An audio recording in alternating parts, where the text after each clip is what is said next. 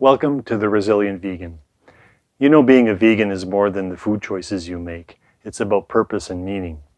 It's a beautiful way to respect life, to take care of this beautiful planet, and to nurture your own health if that's important to you. But what really matters is that you're aligning your values with the way you live your life. It's about integrity. And that's not always easy when you live in a non-vegan world. It takes courage. But what really matters is the way you show up in that non-vegan world. If you show up centered, grounded, and resilient, people notice. But if you show up, distracted, reactive, argumentative, people notice that too. And you notice it. You've had those conversations where you feel terrible, and you know that the person you've had that heated debate with thinks you're nuts because of the way you live, even though deep down you know you're doing the right thing. So here, I'm here to help. I want to transform that frustration into something way more powerful, and that's calm confidence. And the way I do that is through storytelling and also integrating into that story breath work, which I've just recently discovered in the last few years. So that's a beautiful way for you to learn about breath work through the character that I've named Harold, and he's based loosely on me because he's a much wiser old vegan that faces criticism with grace and is able to grow stronger as a vegan. And he's able to even find gratitude in the face of taunting. So let's dive into this first story that I will be reading to you, and I hope you enjoy it. And welcome again to The Resilient Vegan. Hi, and welcome to the very first episode of The Resilient Vegan. The title of this story is How to Turn Struggles into Strength, Build Resilience, and Thrive. So I just wanted to let you know before we start, I'm not a doctor. And if you have any serious health concerns, talk to your doctor. But this is a great way of practicing breath work through a story. So thank you very much for joining me. Okay, here we go. Oh, and the other thing too is that if you feel like breathing during the story with Harold, our main character, go ahead and do that. Not just when he's breathing, but also throughout the story. Here we go again. It was a chilly autumn afternoon.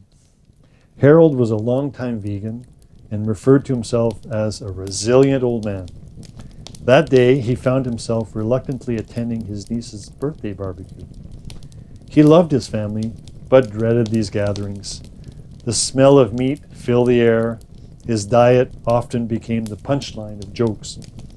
As he approached the backyard, the familiar smoky aroma hit him, followed by his cousin Jerry's booming voice. "Hey, Harold, still munching on rabbit food? You know humans were meant to eat meat, right?" Laughter erupted around the grill. Harold felt the familiar tightness creep up his chest, his shoulders stiffening from years of enduring similar remarks. But this time, instead of reacting, he paused. This is the moment to breathe, he reminded himself, and slowly inhaled through his nose. 1, 2, 3, 4, 5. Then exhaled through his nose. 1, 2, 3, 4, 5. His body softened as he released the tension. Resonance breathing, a practice Harold had been relying on for a while now, was more than a stress relief tool. It was his anchor. He practiced it daily, before getting up in the morning, during walks, before sleeping, and any time he had the time to do it. By breathing in and out at a steady 5 seconds pace, he could activate the rest and digest part of his nervous system, calming both body and mind. Now he was going to use it to help him find clarity in this uncomfortable situation. "Good to see you, Jerry," he replied calmly, offering a genuine smile.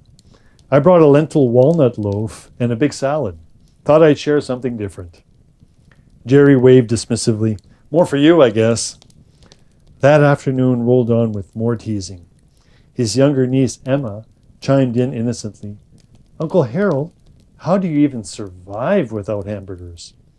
He chuckled, appreciating her curiosity, despite the playful tone. But the teasing began to pile up like heavy stones in his chest. His heart rate quickened, his jaw clenched.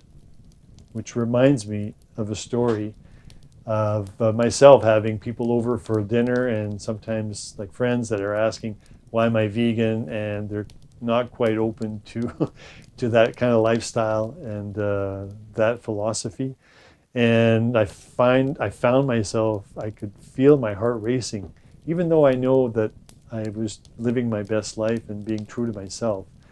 I felt like all the question, I felt I was being questioned. So wasn't quite as wise as Harold is in the story here, but it does bring up memories of where I was before and how I'm trying to change that. Not today, he thought. Breathe. Harold placed both feet flat on the ground, feeling the earth beneath him. He inhaled slowly through his nose. 1, 2, 3, 4, 5. He felt the air filling his belly, not just his chest. He felt his breath grounding him. Then he exhaled slowly and steady. 1, 2, 3, 4, 5. His shoulders softened. The tightness around his heart loosened, replaced by a sense of calm strength. He repeated the cycle, knowing that each breath helped synchronize his heartbeat and regulate his emotions. This simple, steady rhythm had carried him through countless tough moments before, and it would again. Harold watched his niece Emma and her friends play near the picnic table as the party carried on. He sipped his herbal tea, savoring the warmth in his hands, when he noticed one of the teenagers, Maria, lingering nearby. She fidgeted with the hem of her sweater, stealing glances at him like she wanted to say something, but couldn't quite find the words. Finally, she took a deep breath and approached. "Mr. Harold, can I ask you something?" Harold smiled kindly. "Of course, Maria, what's on your mind?" She hesitated, then blurted, "I heard you're vegan. How do you deal with people making fun of you all the time?" Her question struck him deeper than he expected. He could see the earnestness in her eyes, mixed with uncertainty. She wasn't teasing. She was searching for reassurance. Harold nodded thoughtfully. "It's not always easy," he admitted. "People like to poke fun at things they don't understand or that make them uncomfortable." Maria sighed.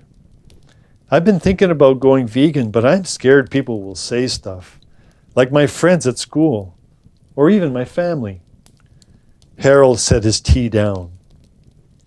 "You know, when I first went vegan, I thought the hardest part would be changing what I ate.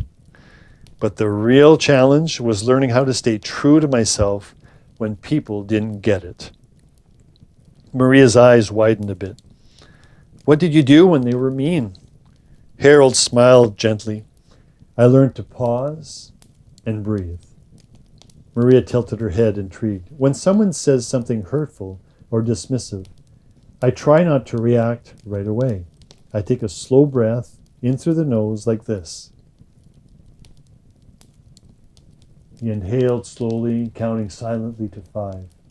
Then I exhaled just as slowly. He demonstrated the steady exhale. "Breathing like this helps me stay calm and centered," he continued. "It reminds me that their words don't define me. They come from their perspective, not mine." Maria nodded slowly. "But doesn't it still hurt sometimes?" "It does," Harold admitted, "but the breath helps me decide what to do with that hurt. I can let it build up inside me, or I can let it flow out with my exhale."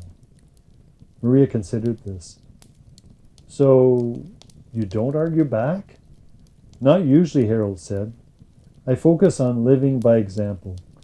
People may tease you at first, but when they see you standing firm with kindness and confidence, some of them might change.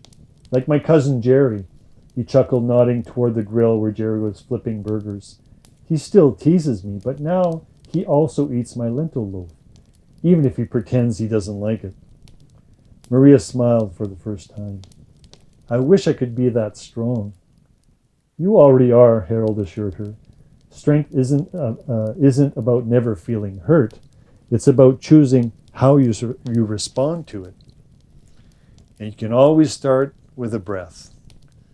Maria's expression softened. Thanks.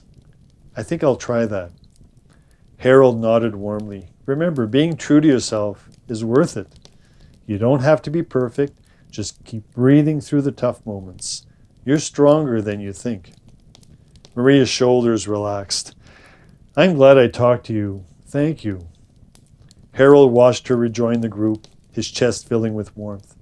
He took another deep breath through his nose, savoring the crisp autumn air. You know, this reminds me of another story of I was at a rally for animal rights, and I was there with my wife, and this young teenage girl came by. I wasn't quite as wise as Harold is in the story, but she asked me, "Are you vegan?" And I said, "Yeah, we both are." She says, "Wow, it's really nice to see old people that are vegan." So I thought that was kind of funny. It seems like there's no filter there. Anyways, he took another deep breath through his nose, savoring the crisp autumn air. 1, 2, 3, 4, 5. As he exhaled slowly, he felt lighter, more connected. Amidst the smoke and chatter of the barbecue, he had found something unexpected, a shared moment of understanding and gratitude. He felt the warmth rise in his chest, not from anger or frustration, but from something deeper, gratitude. He was grateful for his breath, steady and reliable. Grateful for the chance to share a bit of wisdom. Grateful even for the teasing, which reminded him how far he'd come in standing firm in his values. The world didn't need to change for Harold to find peace.